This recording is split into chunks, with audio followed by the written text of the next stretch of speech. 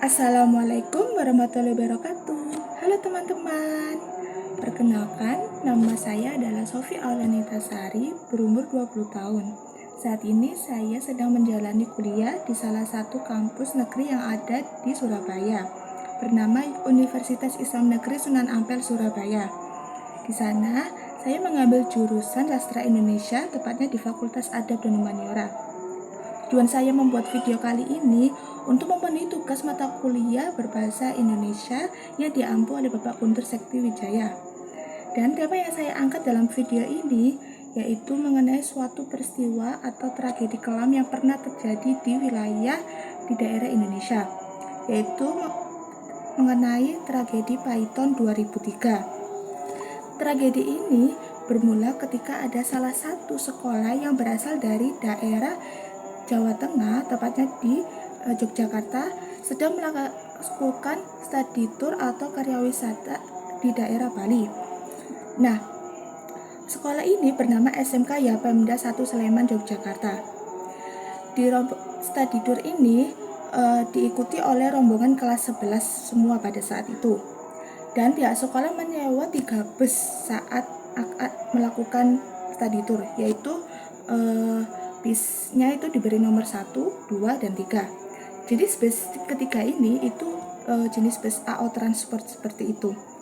Nah, singkat cerita, ketika mereka sudah melaksanakan kegiatan study tour, mereka akhirnya pulang pada tanggal 8 Oktober 2003. Di perjalanan pulang ini, sebenarnya dari ketiga bus tersebut, itu bus nomor 3 itu mengalami masalah, yaitu pecah kaca.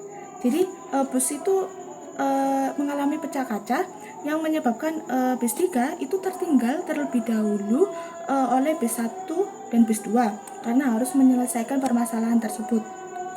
Sesudah memperbaiki permasalahan tersebut, akhirnya bus 3 menyusul bus nomor 1 dan 2 yang sudah berangkat terlebih dahulu.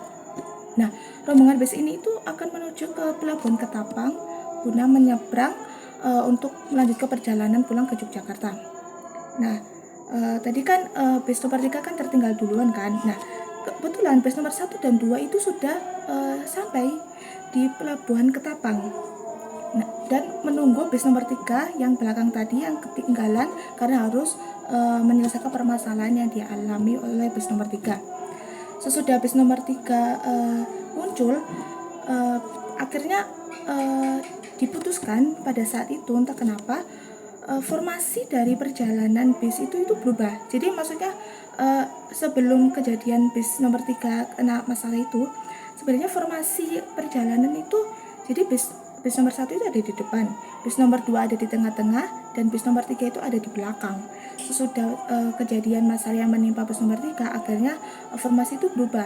Namun bis nomor 1 tetap di depan, bis nomor 3 ada di tengah-tengah, dan bis nomor 2 yang akhirnya ada di belakang, guna mengantisipasi apabila terjadi sesuatu yang tidak diinginkan oleh bus nomor 3 kembali. Nah, di lain itu ada sebuah truk kontainer yang sedang berganti menyetir oleh kernet. Jadi supir asli dari truk kontainer itu merasa lelah atau mengantuk, pokoknya capek, dan akhirnya memutuskan untuk berganti menyetir oleh kernet. Mungkin untuk menghindari hal-hal yang tidak diinginkan nantinya ya.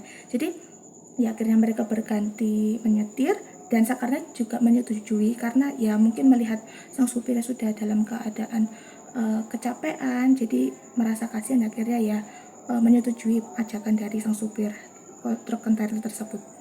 Nah, kembali lagi di rombongan SMK Yapemda 1 Sleman Yogyakarta ini yang akan pulang menuju Yogyakarta, tepatnya pada pukul 8 malam di Tanjakan Python, tepatnya di Kabupaten Banyuglugur, daerah Situbondo, itu mereka melewati daerah tersebut ya, dan daerah tersebut itu sangat-sangat itu ya curam gitu, karena tanjakan itu naik turun. Jadi kendaraan yang melewati daerah tersebut itu diminta untuk hati-hati dan berwaspada, karena memang wilayah tersebut juga sering terjadi kecelakaan yang bahkan pernah merenggut korban jiwa di sana.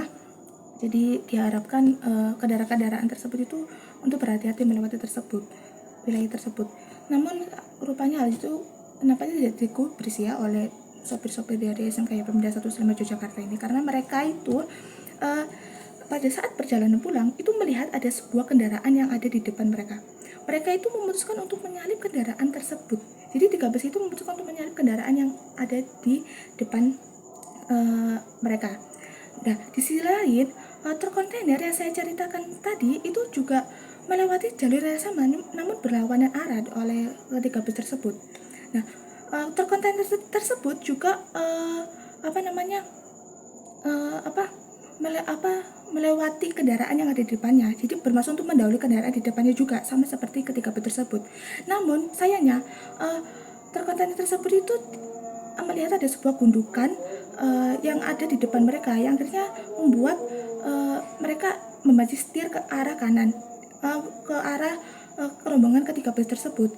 Namun naasnya yang terkena ini malah bus nomor 2, karena bus nomor 1 dan nomor 3 itu sudah melewati truk kontainer tersebut, dan bus nomor 2 itu langsung berpapasan dengan truk kontainer tersebut, yang akhirnya mereka terjadi tabrakan dan membuat bodi depan bus nomor 2 itu ringsek. Setelah itu penumpang yang ada di bus nomor 2 itu sebenarnya semua masih selamat. Mereka berhamburan untuk menyelamatkan diri, namun sayangnya di pintu depan itu sudah ringsek karena ditabrak oleh truk kontainer tersebut.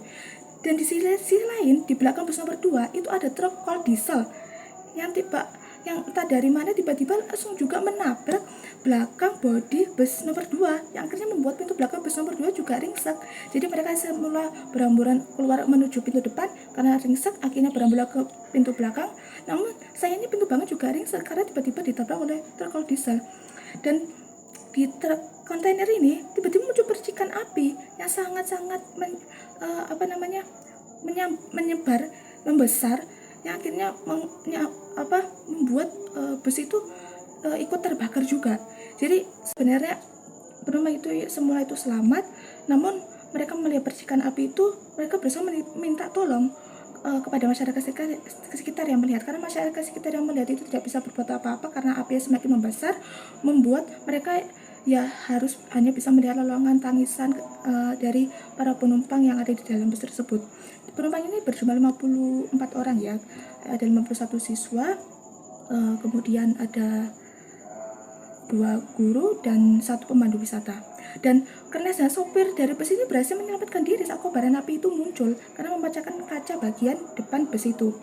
Sedangkan para penumpang itu harus mengalami nasib menaas karena harus terbakar bersama bus yang ada di nomor 2 ini, karena ya karena tidak ada pemecah kaca pada saat itu, membuat bus ini akhirnya terbakar dan semua korban yang ada di penumpang itu meninggal dunia terbakar. Nauzubillah min dzalik. Semoga ini menjadi bahan pembelajaran buat kita untuk selalu berhati-hati saat berkendara dan selalu mematuhi peraturan rambu lalu lintas dan senantiasa berdoa kepada Allah Subhanahu wa taala. Oke, sekian dari pemaparan saya kali ini. Mungkin itu yang hanya bisa saya sampaikan. Kurang lebihnya mohon maaf. Wabillahi taufiq wal hidayah. Wassalamualaikum warahmatullahi wabarakatuh.